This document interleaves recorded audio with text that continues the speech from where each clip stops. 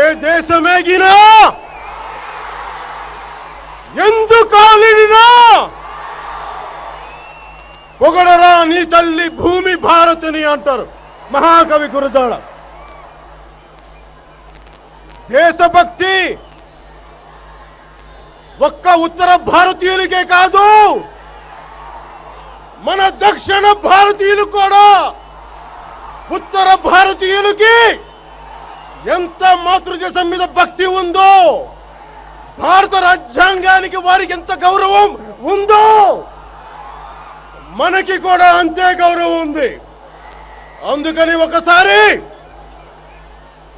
ఢిల్లీ రాజవీధులకు వినిపించేలా ఒక్కసారి మాతృభూమికి జై కొడదాం. భారత్ మాతా కీ, భారత్ మాతా కీ, భారత్ మాతా కీ.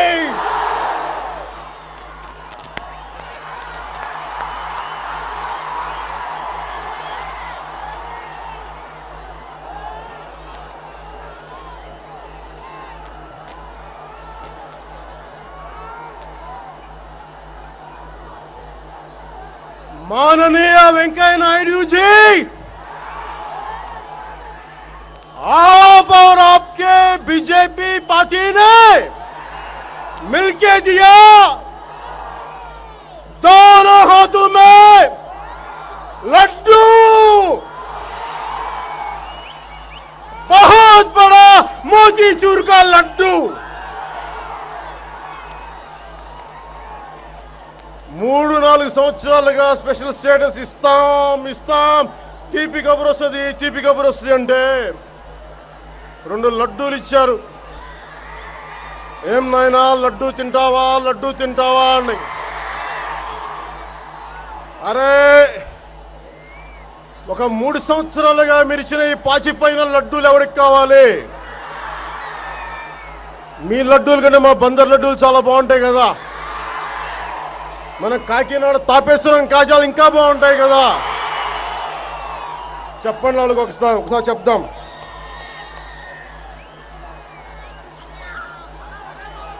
అవకాశవాదపు రాజకీయాల వలన గోటితో పోయే దాన్ని గొడ్డల దాకా తీసుకొచ్చారు. ఎవరు? ఒక్కరు కాదు, చాలా మంది కలిపి 4 దశాబ్దాల పైన మోసం చేసి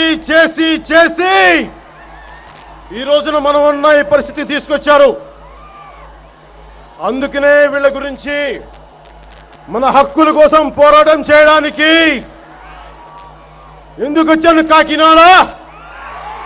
మన కాకినాడకి ఎందుకు రావాల్సి వచ్చింది? బీజేపీ నాయకులకి ఎంత ధైర్యం! అరే సీమాంధ్రకు వచ్చి ఆంధ్రప్రదేశ్కి వచ్చి ఆంధ్రప్రదేశ్నే విడగొడతారా మీరు? అంత ధైర్యమా మీకు? ఏం అలా పౌరుషం చచ్చిపోయిందా? పోరాట పటిమ తగ్గిందనుకుంటున్నారా?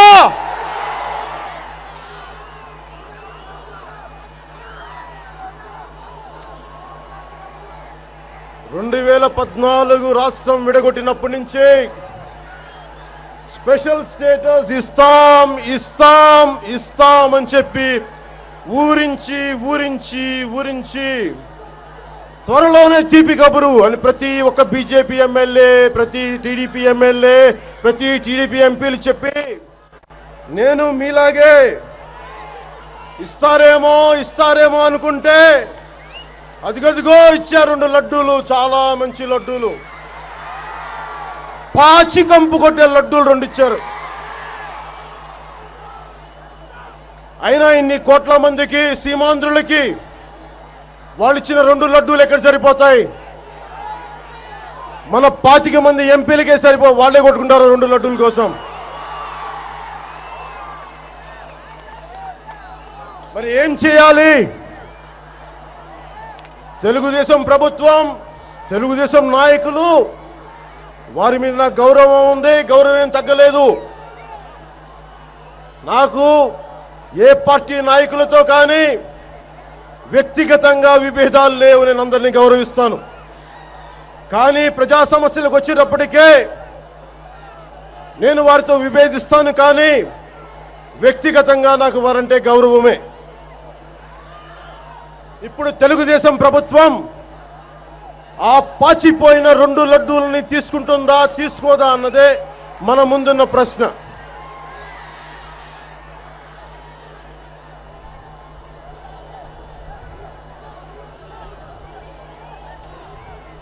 అసలు ఈ పరిస్థితి ఎందుకు వచ్చింది? అవకాశవాదపు రాజకీయాల వలన.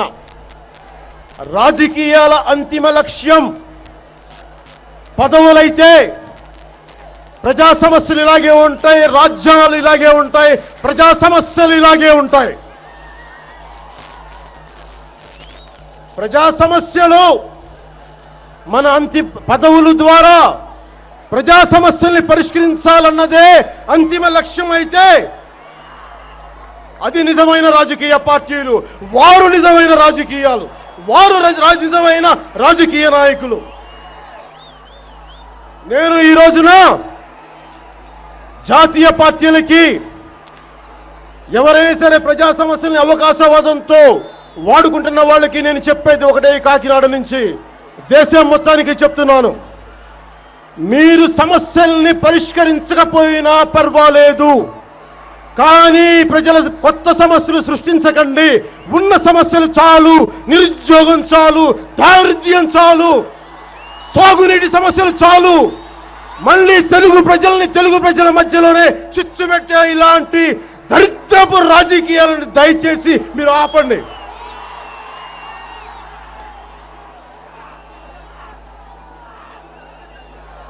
అందరూ నన్ను అడుగుతారు,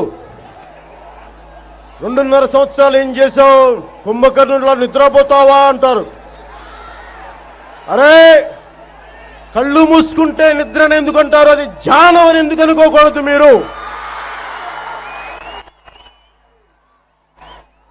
ఎవరి సంస్కారాన్ని బట్టి కళ్ళు మూసుకుంటే ఒకరికి నిద్రలా కనిపిస్తుంది, ఇంకొకరికి ధ్యానంలా కనిపిస్తుంది.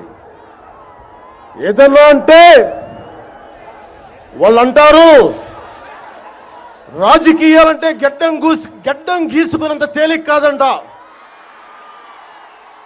మరి ఏం గడ్డం గీసుకున్నంత తేలిగ్గానే ఇచ్చేశారే రాష్ట్రాన్ని, 2 రాష్ట్రాలను విడగొట్టారు.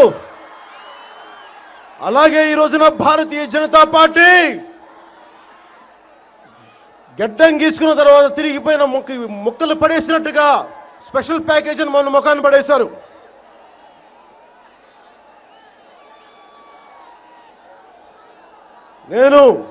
నన్ను విమర్శించే గడ్డం గీసుకోవడం అంత తేలిక కాదన్న రాజకీయ నాయకులకి, అలాంటి వ్యక్తులకి ఎవరికైనా నేను చెప్పేది ఒకటే, నేను అవకాశవాదపు రాజకీయాలు చేయడానికి మీలాగా నేను రాలేదు. ఒక సైద్ధాంతిక బలంతో వచ్చాను, ప్రజా సమస్యల్ని చదివి వచ్చాను. నేను సినిమాలు చేయొచ్చు గాక, సినిమా హీరోని కావచ్చు కాక, కానీ మీలాగా నేను వేలకి వేల ఎకరాలు కానీ వేలకి వేల కోట్ల డబ్బులు కానీ నేనేం సంపాదించుకోవాలా, నాకు అవసరం కూడా లేదు. మా తాత గొప్ప రాజకీయ నాయకుడు కాదు, కోటీశ్వరుడు కాదు, ఒక సామాన్య పశ్చిమ గోదావరి జిల్లాలో పనిచేసే ఒక పోస్ట్ మ్యాన్ మా తాతయ్య. నేను దిగువ మధ్యతరగతి కుటుంబం నుంచి వచ్చాను. మా నాన్న ఒక పోలీస్ కానిస్టేబుల్. మా నాన్న చదువుకుంటూ అంచెలంచెలుగా ఎగ్జామ్స్ రాసుకుంటూ ఆయన ఒక అసిస్టెంట్ ఎక్సైజ్ సూపరింటెండెంట్ గారు. ఇది మా జీవిత చరిత్ర. మా తాతలు నేతులు తాగారు, మా వాసనలు చూడండి అని చెప్పే చరిత్రలు మాకు లేవు. మా వాళ్ళు చాలా చాలా సామాన్యులు, మామూలు వ్యక్తులు, అందరిలాంటి వ్యక్తులు. అందుకనే నాకు అందరిలాగా బతకడమే ఇష్టం. నాకు సుఖాలు భోగభాగ్యాలు అవసరం లేదు. ఈ మధ్యన ప్రతి ఒక్కరూ నువ్వు సినిమాలన్నా చెయ్యి, రాజకీయాలన్నా చెయ్యి అంటారు. సినిమాలు వదిలేయమంటే ఈ క్షణమే వదిలేయడానికి సిద్ధంగా ఉన్నాను. వదిలేయమంటారా? వదిలేయమంటారా?